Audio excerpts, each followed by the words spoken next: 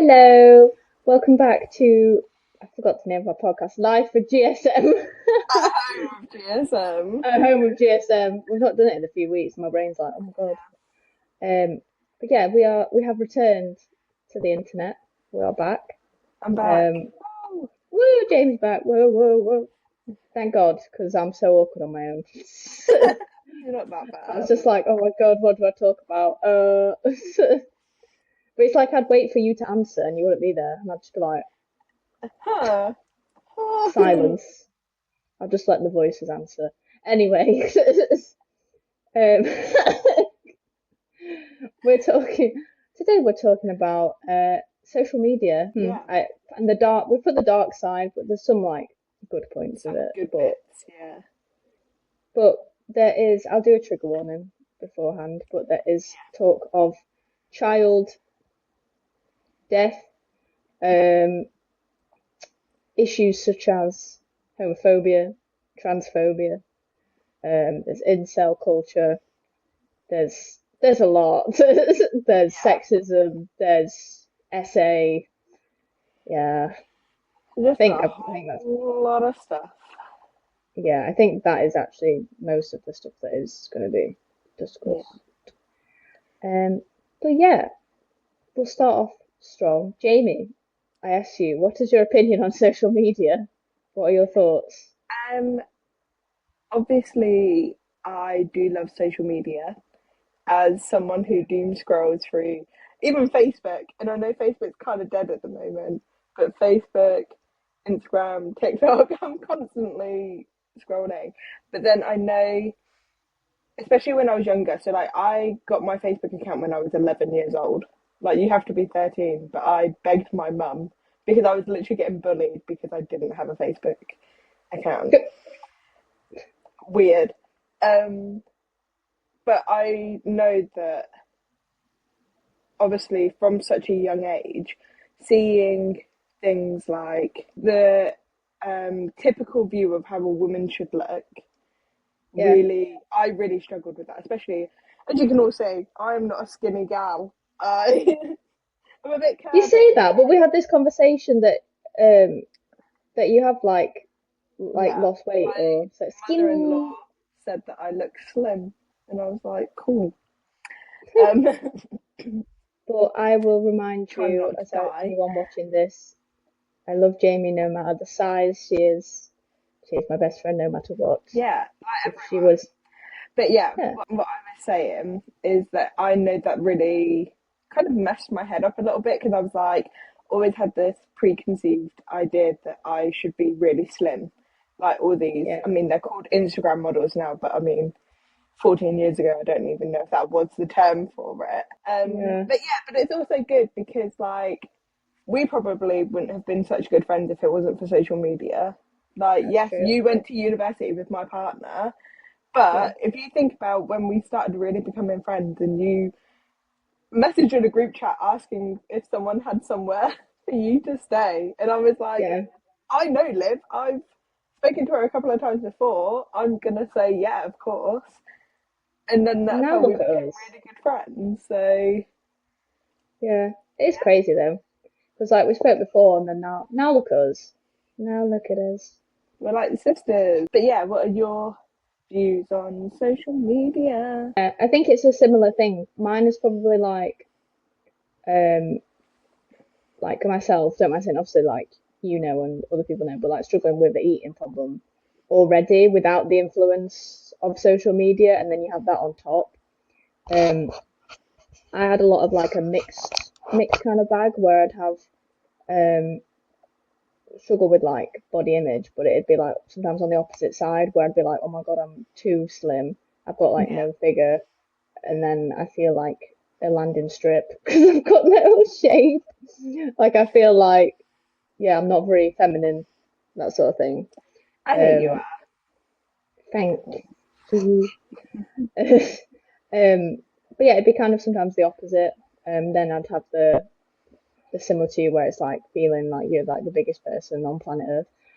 Um, yeah, I think another thing is I would struggle with sort of that addictive side of it where I would constantly be on it whether it's seeking like when I was younger, whether it's seeking like friendship because I was quite a lonely teenager.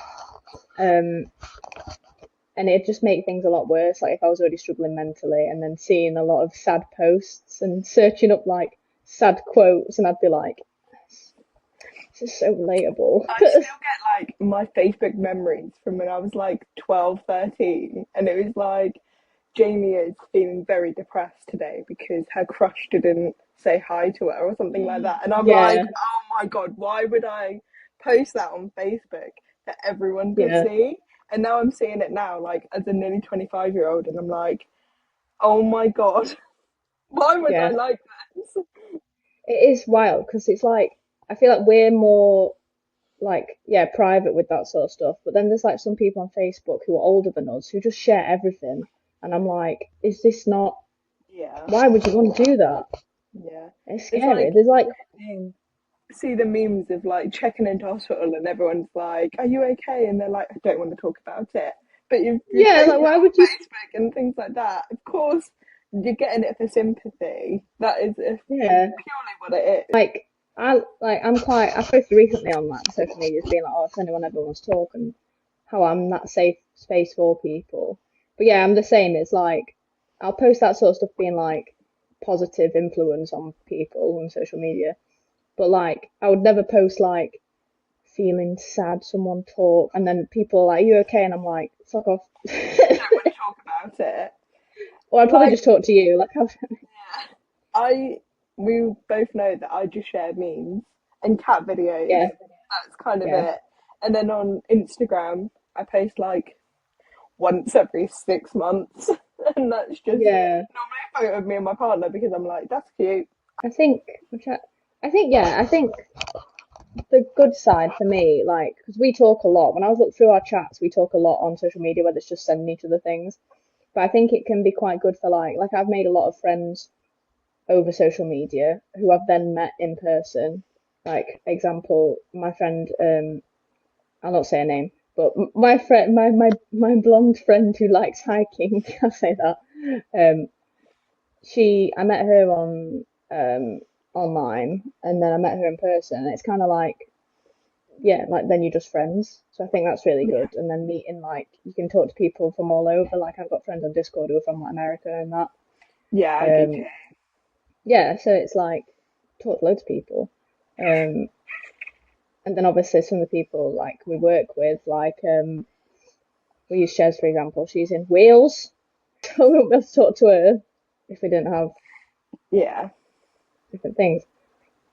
But yeah, I think there's good and bad. I think a really big good thing as well is with social media is like people promoting like jobs, like especially remote jobs, and having more career options as well, like in like digital marketing, virtual yeah. assistants, that sort of thing. So it has made more jobs as well. Job market's still bad. I mean, we've got written down it's like another bad point of it is kind of like the whole political divide, but then also, so that's obviously not great, especially in the UK with it's very much a very clear divide, and I don't think social media helps that much. But then we've also got kind of like the whole ideology of self-diagnosis and that sort of thing. Like, I'm not. We all know that I have a lot of different illnesses, Yeah, and I've same. been diagnosed for every single thing that I've got. Because I'm very fortunate in that sense that I have been able to get diagnosed. But I think especially with autism and ADHD, especially, there's a lot of it's almost become people want to be diagnosed with it because they want to feel quirky and different, if Yeah, that makes sense. yeah, And I don't think social media helps that. Especially you see it on TikTok a lot, and I see it a lot on my For You page. It's like, oh, um, like the whole cutlery thing where we only like certain types of cutlery. I mean, you know that I all my cutlery is like rounded because I don't like sharp cutlery, that sort of thing. But yeah. I you don't see even. people are like, oh, I only eat with this one fork. Does that make me autistic? And it's like, no, that's not No, not how it works. But it's just that like sort of, having a favorite fork, you know. It's yeah, that sort of thing can be quite damaging, I would say, to especially younger people yeah, who may see that and be like, oh, wait, but I only like one type of thing. Does that make me autistic? And then they go through their whole life thinking that they're autistic when actually, no, they just like this one fork. That's not, yeah. you I know? think I think it's yeah. I think I'd probably definitely agree, and I think it's quite similar with um like obviously me having like BPD. I think that's quite a big one as well. It's people will be like, oh, I feel really angry. Must be my BPD. It must be bipolar. Do you know what I mean? Like it's because you're angry about one thing. That doesn't mean that you have this thing. Do you know what I mean? I think if Yeah, you are concerned, like I was, I went and did have a chat, and then I got an actual diagnosis. I think if you are concerned, it's important to go and talk to someone about it, yeah, but don't, assume that everything you do is because of that sort of thing. yeah. Yeah. Right. So we shall move on to some it's a bit of true crime, bit of social media and true crime, Our I believe. faves. Yeah. Um, so we've got four stories. I've tried to make it so it's like a balance of positive and negative. Um, so we've got four stories, two of them, we're each going to read two. Two of them are positive and how social media has, positively impacted the case and made like a big change. And then the opposite of where it's possibly detrimented it and made things a whole lot worse. Yeah. Um, yeah, I shall begin. So we'll start on a positive note, I thought. Um, Yeah. so yeah, I found this true crime sort of thing. It's a Facebook one. I thought we'll give Facebook a little bit of a limelight because she's often forgotten about nowadays because She is, yeah. she's in her own little space doing her own thing with the little old ladies with their minion memes. So um, it's a case of a little girl called Carolee Ashby.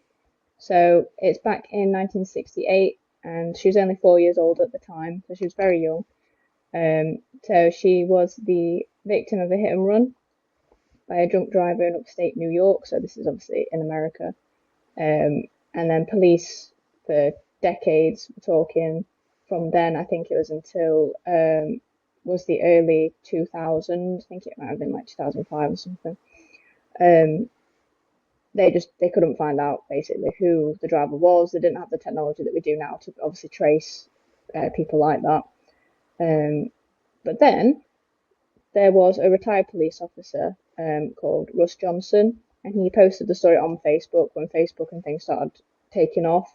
Because I know like a lot of police officers who are retired will still get involved in things, if they've got free time, because obviously they're a bit older. They're like, I might as well, might as well. That's Might as what I'd be well. like. I'd be like, I can't stop.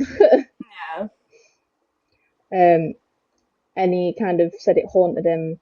There's interviews with him like online and things, but it haunted him basically that he couldn't ever find who did it. So he thought, oh, I'll share it and just kind of share my thoughts. And it actually reached someone in Florida, so all the way from New York to Florida, who had been friends with somebody from New York, um, he told her the story of being in, obviously, um, working on the case. And then she returned saying that she was in the passenger seat of a vehicle driven by a man named Douglas Parkhurst. So they were both, I think, 17 at the time, so they're teenagers, and that he actually did hit a child on Halloween of that exact year, um, and then never said anything and kind of just carried on and didn't stop. And she said that she kind of carried that guilt all her life, as you would. Um, and then she never went to the police just out of, I don't know if it was like any pressure from him, if there's any like sort of abuse in that way, or she was just too scared to talk about it. But then she told him, the police officer on Facebook, and the police then went and questioned him all these years later, and then he actually admitted it. Bear in mind, he's a lot older at that point. I think um, that Douglas, when he actually did get arrested, I think he was entering his like 50s at that point, so it's a lot Yeah. later. Um, but obviously it is a positive that we've identified him, but because of how long the statute of limitations was and how long the case was between each one, um, he unfortunately couldn't be arrested for the death of Carolee Ashby, which again, the criminal justice system Yeah. in America. Um, but they identified, obviously, managed to find out who it was, which is obviously a good thing, and get the family and her some justice at least, and some kind of peace of mind, and close that chapter. But it's just a Yeah. shame that they couldn't prosecute somebody who definitely deserved to be prosecuted. Um, but yeah, so that's kind of a positive one. How Yeah. Facebook helped to find that guy. Hmm. So I will read the second story. It is, well, a very sad story about Brianna Gay, who in February 2023 was brutally.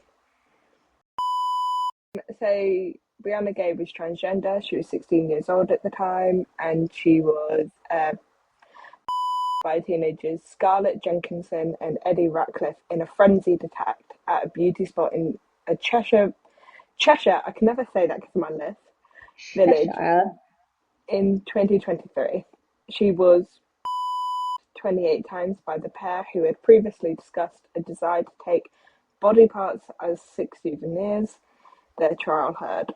They were both found guilty, given life sentences, and Jenkinson's psychologist spoke of how she calmly admitted her guilt and that she lacked empathy and showed no remorse. Jenkinson watched horror films and, trawled the dark web for footage of real life torture and murder, which experts believe desensitized her to violence, almost goading her into copying acts of violence. Her searches online included details of serial killers, including Harold Shipman and Jeffrey Dahmer.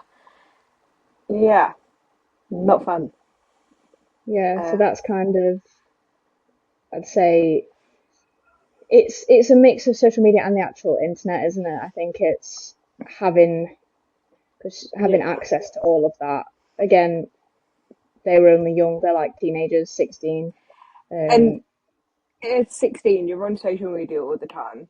So that she must yeah, have either had friends that, like, this is Jenkinson I'm talking about, had friends that obviously talked to her about the kind of things she was viewing online and that sort of thing. But then also, I know that Brianna was, after her death on social media, there was a big kind of movement to kind of be like, look, this transgender child has just been, we yeah, need to stop any violence against transgender people because they're not safe to be walking around, that sort of thing. And I know that social media was very big on that because I remember seeing it all yeah, over social media, everywhere. and so I think if someone had noticed, it reminds me a lot of the James Bulger case because Yeah, obviously yeah, I was going to with say that.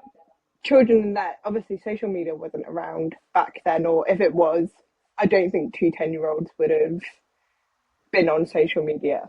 No, But they watch things like Chucky, like this, like really horrible horror films, and yet they still then went a 3-year-old, and it reminds yeah, me a lot of that. Whereas she's watched a lot of horror films and trawled the dark web. I wouldn't even know how to get onto the dark web, and I she's know 16. that was my thing when I was reading that. I was like, how has she got onto that? Because I don't think you can just search dark web. I don't think it just takes you there. No, I don't, and obviously I've not been on and I'm scared of it, I would never but ever like I Liv, you know this, but I love watching YouTube videos about creepy things. So I do watch the occasional video about the dark web and kind of like things that you could find on there. Obviously, not in a bad way. It's not it's just an like interest in it of it's just an why, interest. yeah, I would never ever go on the dark web or anything like that. Would never ever ever do anything as horrific as what that was. I would yeah. never go onto the dark web. I would never ever maybe I'm digging myself a little bit of a hole here, but you know what I mean. No, I've watched stuff before. I think it's from what I've kind of gathered, I don't think you can just search it. I don't really know how it works. Could be Hmm. wrong. I could just search it now and then. But the thing is, I think it does pop up on different systems, like police systems. You know, if you go on there, Yeah, your especially FBI with the agent is watching. yeah, you open your window and there's a guy in like a black suit, and you're like, oh. Oh no. But I think, especially now with the surveillance state we're entering a little bit, I feel like it's even more so now. If you were to just put in dark and web in the same sentence, they'd be like, yeah, I think it brings up another debate that I always find interesting is, do video games cause violence? I think no. I Oh think my there's God. already yeah, Honestly, I play video games. I don't play very violent video games at all. So I may not be qualified to say this, but people who say, oh, video games cause violence in humans, they are completely wrong. I think what causes violence in humans is it's a whole nature versus nurture thing. I think it's a little bit of both, but I don't think video games are the sole cause of what creates violence. I think they may unlock something that's already violent within you, yeah, but I don't think they are the pure cause of violence. If that makes yeah. sense. When you think about all the people like my own partner and stuff plays like shooting games, and obviously he's He's just lovely. not going out and doing anything, is he? It's like a lot of people use those sort of games. It's like a therapeutic thing. Like I play some shooting games like Cyberpunk, because obviously got shooting in it, Grand Theft Auto. The next one, I would say this specific um case and like this whole issue, which is incel culture. I find it's a very special interest of mine. I did like my diss on it for my masters. I think it's the same with like femcells, where females who hate men to the extent where they're like quite violent. Um, Yeah, I think well in now it's been in the UK it's officially a terrorist threat in cells and things like that, which is good. Um, I've met a few of them in my time. I can tell you on both sides they are dangerous people that I would question why are they out in society, to be yeah, honest. Um, yeah, it's just the amount of hatred in yeah for a certain gender from these people is crazy. Like it's crazy. It's like the extent of like we use like a white supremacist. It's like that, but men who just hate women and just want to get rid of them all. It's yeah. I think oh, I don't know much about the incel culture and things like that, but I think I don't understand how someone can get to that much hatred in their life. And I know that it's probably like as we'll see here, it's a group of people that kind of goad each other on and kind yeah, of be like, you know, screw women, they don't like us, so we're gonna hate them all. Is that kind of what I'm? Yeah, yeah. It's a lot of the time. It's um if you know somebody called like Elliot Rogers, you might have heard of that one. He's the guy who wrote like the manifesto. He wrote like a manifesto, and it was like really. I had to study it in one of my let modules. me just. I do know who that is. I just had to Google it really Yeah, quickly. I do know who it is, and he and sat in the car like vlogging.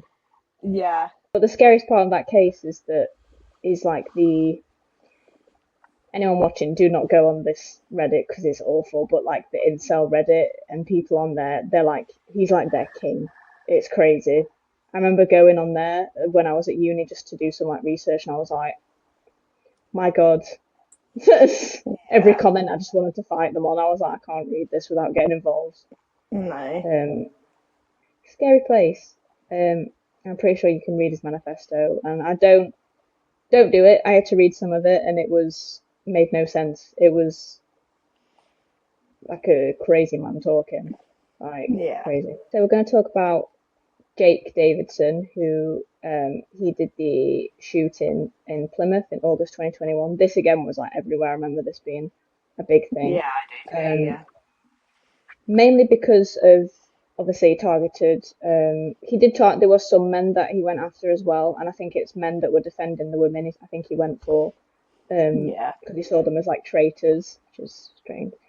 Um, but yes, it's obviously he went for women mainly, but it's also the age of some of the victims as well was why people were quite outraged. Um, so he would basically spend a lot of his time online in these sort of Reddits, talking to other people. Like Jamie said, they were goading him on, like, oh, you should do something about the fact that you've not got a girlfriend. Um, maybe maybe try harder and don't talk about how much you hate women when you're on a date with them. So he thought, oh, okay, I'll do something about it. Unfortunately, the first person being his own mum, which is crazy. Um, when Yeah. I was looking into it, I was trying to see if there was any like abuse going on where he might have had some sort of hatred, toward he got that hatred towards his mum, that maternal figure. From what I could see, not really. Um, I think that she was actually quite concerned about him and like already. Um, so yeah, he Yeah. fortunately at their home, and then he kind of started his horrific day. Um, and he went to I think it was the pier in Plymouth, and the whole thing lasted about 8 minutes. So it was longer than probably an average what you'd expect, but obviously it's over quickly.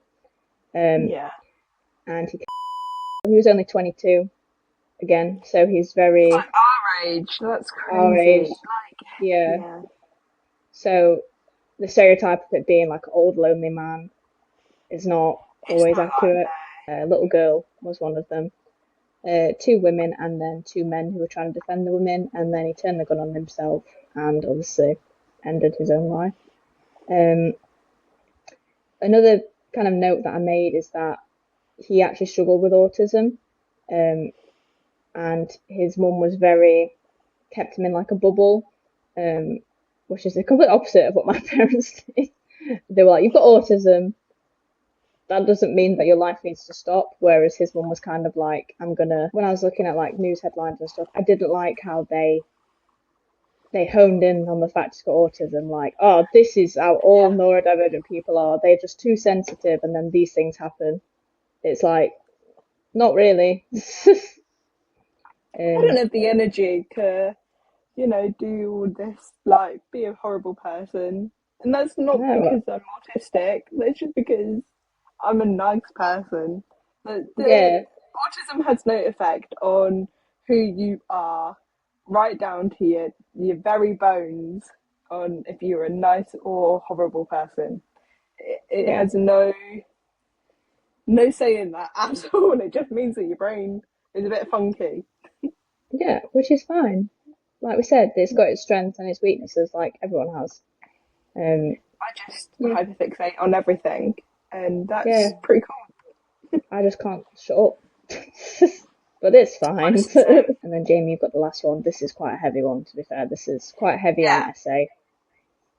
Yeah. So the story is about Brock Turner and the Stamford College assault. Um, I remember hearing about this when it happened.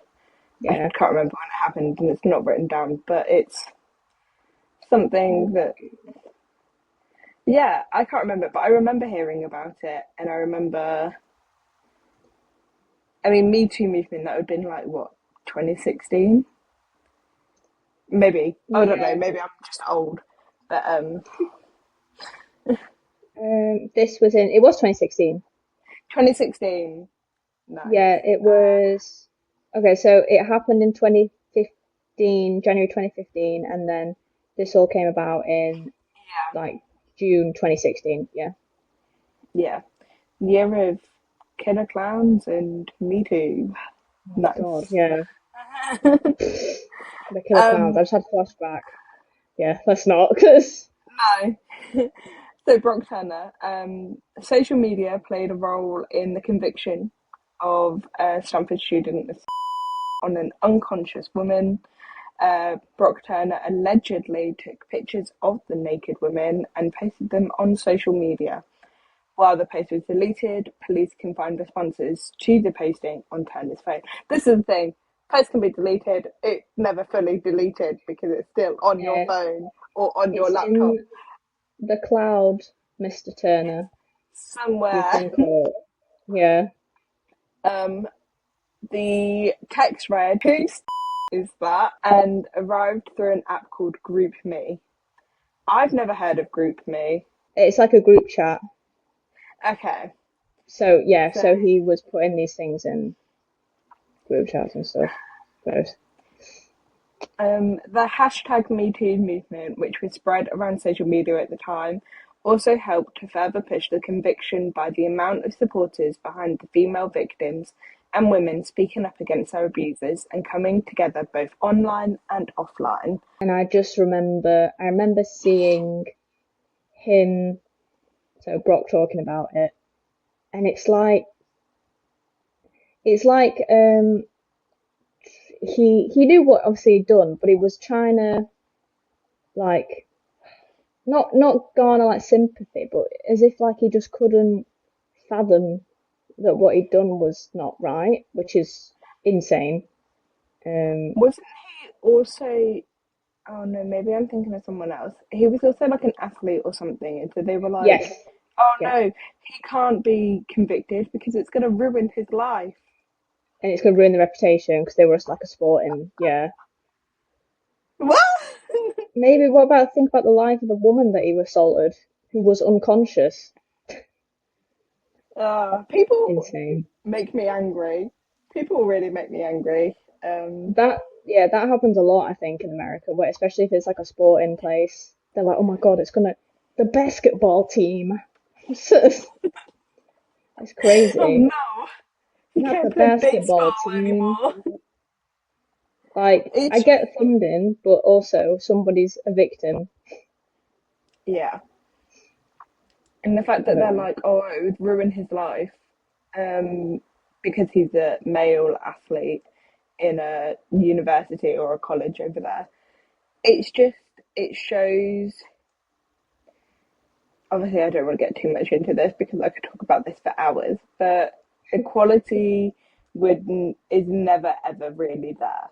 As much as people Yeah, like to say, "Oh yeah, women and men always have equality, always," they get paid the same amount now because it's a yeah. set salary. No, that is not the case. Like I could literally talk about this forever. But right, I so know. Same. I'm a feminist, but when people think of feminists, especially because of social media, they think of radical feminists who are kind of like the stereotypical Like um, men hating it. men hating, that sort of thing. Whereas actual feminists believe in equality, and that is what I believe in. So when people are like, "Oh yeah, but he's a guy, he should get off with it because he's got a promising future ahead of him." So did she. That woman got assaulted, and you're being like, "Oh, but his future, he's an athlete." Shut up. Oh, it's just. I think I've just got her. So I tried to find the name of the victim as well because I think she did reveal herself eventually. Yeah. It is Chanel Miller. So if anybody does want to look her up, but there is a thing on that I might actually watch at some point because I'm actually quite interested on BBC where she talks about her story. Yeah. So for a while she was just Emily Doe, Jane Doe, that thing, and then she decided to come out. And she's Yeah. written a book as well called Know My Name about obviously everything that happened. She herself is half Chinese, so there's obviously a racial thing going on that she talks about in the book as well, Yeah. um, that she thinks might have affected the court proceedings and that they were quite racist during that Yeah. time as well. Um, but yeah, I just thought I'd talk about her as well. Yeah, and she also got a letter from the president saying that he was behind her, well, then Vice President Joe Biden. Oh, Um, okay. I was gonna say which president because yeah, don't want to get into not it, saying anything, but I don't know if that the current one would. Yeah, social media is kind of like progressing and developing, I think it's also allowing a lot of negative things to come into our lives that you've got to think like we're the generation. I mean, we played outside when we were kids. I didn't have a phone until I was like a smartphone until I was about 15, 16, because I Yeah. never felt the need to have one. Like we had a family computer that I would log on Facebook on every night and just talk I to play all my Slender friends. Man. I mean, I was too scared to do that. As we all know, I get very scared very easily. Um, but I Yeah, think, I'm the horror. yeah, social media, it can be a good thing and it can also be a negative thing, as we've seen here. Like, it can be beneficial um, to spread awareness and to genuinely, like, that's not the first time. Have you ever seen on Netflix the documentary? It's Don't Fuck with Cats. And it's Yes. basically Yes. they found Luca Magnotta through Facebook and like That. social media and stuff like that. Yeah. That's fascinating, and I've seen that documentary, like all episodes of it, I'd about love to do one 10 of them internet times sleuths. because Yeah. yeah, I love it. And I would love to be able to do something like that one day. I just don't have the attention span to do that because we all know I don't. But I think social media, it can be really beneficial, like talking to people and like finding things like that. But then as it progresses, so like things like TikTok, the amount of stories you hear about predators on TikTok and things like that, and you're like, There's that whole ice cream thing going on. Have you seen it with the ice cream vans? Oh, I'll send it you. So at the minute on TikTok, there's a thing going around where there's a bunch of. I'm saying this as well on here in case it does spread a bit of awareness, but there's a whole kind of there's like these ice cream vans going around it's mainly in Virginia and different places, and there's a bunch of like missing kids at the minute who are of colour, but there's just these ice cream vans going around at like 3, 4 a.m. at night, stopping outside people's houses that they know have kids in and just waiting. And oh I was my god, thinking, is this a promo for like a movie, like like Weapons or like Candyman or something? I don't think it is. I don't. Yeah, I'll send you stuff about it. yeah. But if anyone does see this and you want to look into it, it's very interesting. I think of things like the blue whale challenge when we Oh were yeah, yeah. teenagers, or Momo as well when we were a little bit older. And I'm Jeff like, the Killer. oh my god, I still can't look at a picture of Jeff the Killer now without He's feeling so sick. weird. I read the original Um, story and I was like, this is so silly. yeah, but things like the blue whale challenge and that, like, kids are dumb. Kids are so stupid, and Yeah, like they're gonna genuinely believe. Like we had things like chainmail as well. I mean, yeah. like on Facebook, it's like set this as your story, and you'll get good luck for the rest of your life. That sort of thing. I did loads of those because I was like, oh my god, it's actually gonna work. I'm gonna have good luck for the rest of my life. I would be so scared of the bad luck ones. Where it'd be like, I Yeah, saw one, it was like the girl from the ring's gonna come and get you if you don't share this. And I'd be like, oh my God, there's a oh my whale god, near I my need to house. share it. Like people are stupid. If you tell someone do this or your whole family are gonna become unalived, they're gonna Yeah, do it. Like, and social which is, media doesn't help that at all. yeah, it's, I think, yeah, because we're kind of talking about the ending anyway. I think, Yeah, like, for me, I think it's really about, it's like boundaries, isn't it? I think it's really hard to like filter your social media so you don't see certain things. Like, how the hell did I end up on Jail Talk of criminals doing TikTok dances? I don't know. I was like, why? What are the guards doing? I don't understand. Um, but it's like I don't know how I ended up there. Whether it's because obviously I like true crime, and then they were like, you will like this, prisoners. mm, Um, but I think it's about having boundaries. I think as well it's important, like as someone who when they were a teenager did struggle with like an addiction to being on my phone like quite bad, just out of wanting that connection.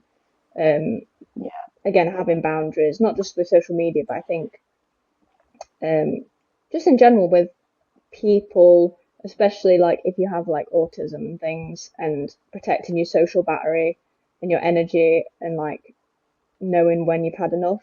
Um, I think it's completely fine. Obviously, like I don't get it really with you, but like to just not respond to people. I think we're in a culture that's very like you must respond. You have to always be Yeah. available. Like no, you I mean, don't. you know, like I reply as soon as I possibly can because I don't want people to be a bit miffed off with me, like a bit upset that I haven't replied. But I think as well, like the boundary thing. So I used to hand my phone or my iPod or whatever it was into my mum every night at 8 o'clock until I moved out at 20 years old. Yeah, And I hated it at the time. I absolutely hated it. I hated not being able to talk to my friends past like 8 o'clock at night. And I hated the fact that my mum would look through my phone. But now, as I've gotten older, I'm like, actually, she was being quite beneficial there in making yeah, sure I wasn't awake all night on my phone because I would have been. I 100% would have been. Or making sure I'm not being, preyed on by a yeah. predator. Like, Just like what's going on in Roblox, but that's a story for another oh my time. God, yeah. And I think there has to be a lot of boundaries and a lot of don't join social media until you're 13 years old and you're legally allowed to. Don't, you know, send explicit photos or messages. Just be sensible about Yeah, things. Put on your I thinking think heads and be like, would me in 10 years' time be proud of what I'm posting now? That's I what you think need to do. yeah, I think obviously I sent it to you, but something I'm watching at the minute because I'm gonna shout out because I'm enjoying it so much what she's putting out. Again, I'm going to talk about Rotten Mango and the thing that I'm watching. If especially on social media and you've got children, if like, or you just you have like nieces nephews, if you have a small inkling that someone around you is dodgy with like a PDF file, I'm going to say a PDF file Yeah. or they start mentioning things about somebody they spoke to online who's been really nice. My God, please don't ignore it. I think, especially the thing I'm watching where I wrote a manga at the minute is by a guy, lovely guy, I love him, Mashela, called Clark, who unalived his like abuser after like 30, 40 years because he was a massive, predator. Um, and people just ignored him. And he was talking about things like online that the guy would do, things he'd say. And people had an inkling something was wrong, but they just ignored it and then just carried on and carried on. There's more victims. Do not ignore your child, or, what I mean, if they are saying things are dodgy, or like if you just got an inkling that someone's dodgy, follow Yeah. it because it's probably true. Yeah, I think, like, obviously, we grew up.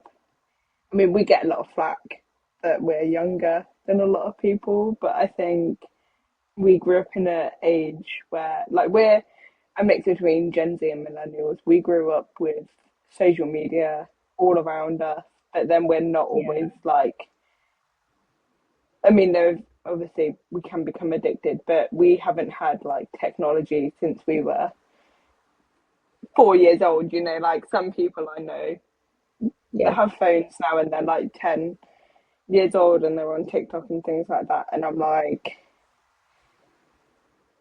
I just think um, it's so difficult. It's so difficult. But then it's also beneficial because like I have a lot of family all around the world that I get in contact with through social media and things like that. So that is beneficial. And like obviously I live 3 hours away from my family and yet I can yeah. talk to them whenever I want, like it is beneficial in that sense. And I think it's easy to talk about all the negative sides of things, but I think But it's there is also good to some, talk about the positive sides as well. But yeah, yeah, and I think you can be really creative as well with yeah, social 100%. media, there's a lot of, I've got my own like TikTok personal one that I post like all my witchy urban cryptics on because it's just a hobby of mine that's somehow garnering a following as time's going on, which is crazy. Um, yeah, meeting a lot of friends on there and being able to post stuff that I'm actually really interested about and post my little autism law drops that people Yeah. enjoy. Um, yeah, I think to summarize, there's a lot of good and bad. I think it's about how you use it.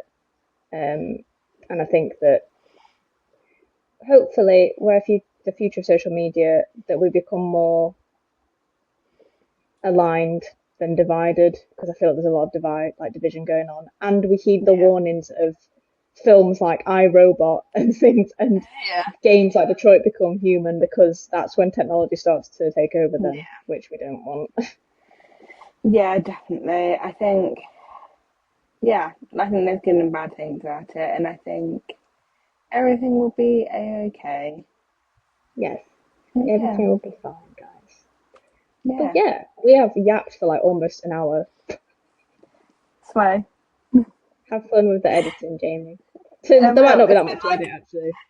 no, I think we've done pretty well, to be honest. I think it's been a month since we last filmed one, and we needed this yapathon Yeah. to get through. But yeah. But yeah, thank you to anyone who we have actually had people watching. I've been having a look and people commenting, so hopefully we'll get back to it now and we keep growing. We grow. Yeah, especially now that I'm no longer doing sales and I do have Yeah. the time to do this. I will plug our company as well, which is Growth Spot Marketing Limited. If you need any business help, come to us. Not me and Jamie really, because we do the social media and all that. But you can talk to us Yeah, I on know there. enough from doing 3 months of sales. Jamie, yeah. I know enough. And I know what I know from reading what you guys learned. So Me telling you. yeah, and you telling me, yes. Yeah. But anyway, thank you for watching. Thank you for watching. We'll be back next week and it's going to be Jamie's choice. Oh So whatever no, you I've want. got my brain on. I need, yeah. Yeah. Um, yeah. But yeah, Thank thank you you. so much for watching. We will see you next week with another episode. Have a good week. Bye. Bye.